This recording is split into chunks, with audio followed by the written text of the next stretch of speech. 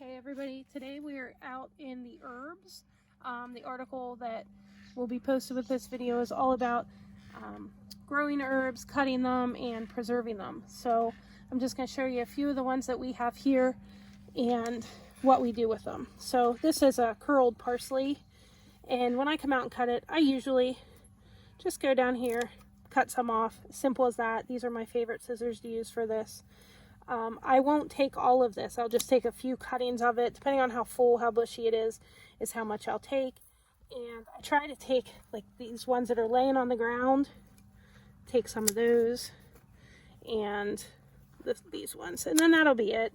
If there were any that looked yellow or dead, I would cut them too. But this plant looks pretty good. That one too.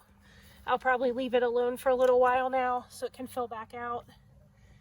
And so when we would go to dry these, I would cut them off at the ends here, and I would not dry these stems. It would take too long, and you're not really going to do anything with that. So I just cut them as close to the leaf as possible and put them on the dryer.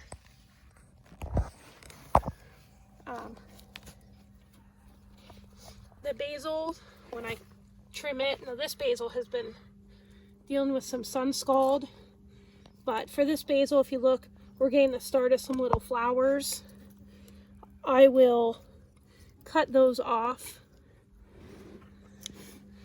and we don't want it to go to flower. We want it to keep producing nice green leaves. As I said, this is not its best. There are some yellowing and some dead leaves, so I'm going to pull those off. Just keeps the plants nice and healthy. I don't dry those ones. They don't look too healthy. If I were cutting to dry, I would go for these larger leaves. This one also has a lot of sun scald on it.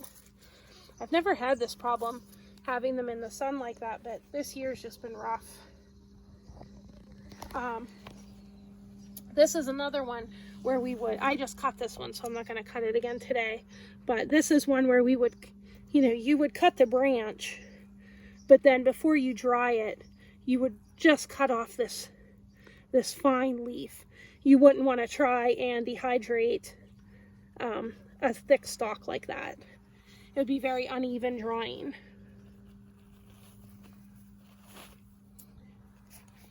And then the last two here, the sage is also one we clip the leaves the same way that we do with the basil.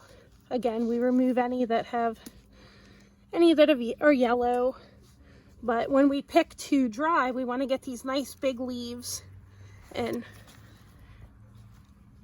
just cut them off here. We want to leave these new tiny leaves to grow before we pick them. I won't make you guys watch my entire harvest, so we'll just pick a few of them.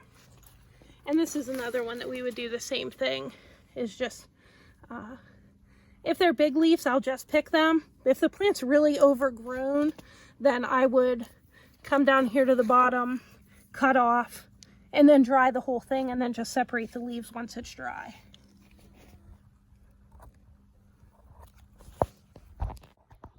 In the article, I also talked about planting in the dirt versus planting in containers.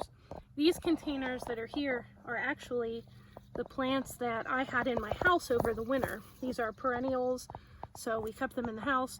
We picked from them as we wanted fresh, and then when it got nice out, I brought them back outside. As far as care and fertilizer, the ones in the dirt that we were just looking at are a lot healthier, greener, more vibrant than these ones in the pots.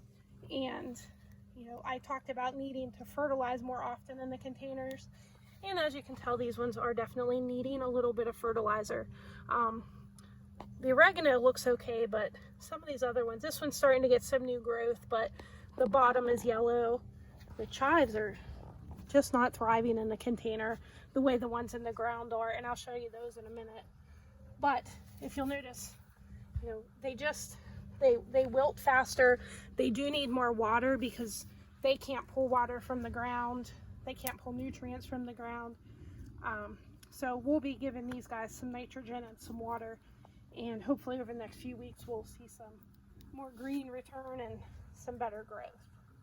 And then over here, I also talked about companion planting. These are the chives that we companion plant with our carrots. And we don't dig these up and replant. They just have stayed here. They die back in the winter, and then as soon as it's nice out, their green foliage starts and we start cutting from them. So they actually just started flowering. I cut off all their flowers the other day, but they are nice and healthy. They are doing really well here, and they grow well right alongside all of our carrots. So it's a good example of companion planting with your herbs if you're a little short on space. But the chives will grow.